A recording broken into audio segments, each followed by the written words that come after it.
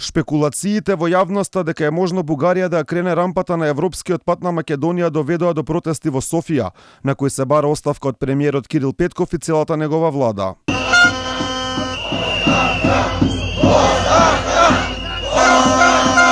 Ова доаѓа од како Петков кажа дека местото на Македонија во Европската унија, а тие биле подготвени да кренат рампата за нашиот европски пат, но само доколку ги исполниме сите дадени услови од Софија. Најдоброто за Бугарија е да биде обиколена со стабилни соседи кои се дел од европското семејство. Албанија и Македонија имаат место во Европската унија. За да може Бугарија да го крене ветото за Македонија, прво треба да бидат исполнети сите услови и да се создадат гаранции за исполнување на договорот за добро соседство. Секоја одлука во оваа насока ќе биде пратена до собранието.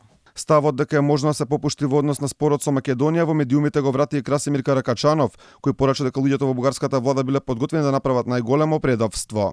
Тези хора, които бяха поставени на власт уж за да правят някаква промяна, са готови да извършат най-голямото национално предателство, предавайки българските интереси в Македонија. Условите кои Бугарија ги постави до Македонија се добро познати, а тешко дека во наредниот период би дошло до договор за овие прашања, па поради тој ке македонската власт дојде до пад на еврооптимизмот. Сметам дека нема доволно енергија и капитал оваа влада да се посвети на една тема откако ќе се затвори овој прозорец на можноста и ќе мора да се свртиме на внатрешните прашања во државата. Што тоа значи?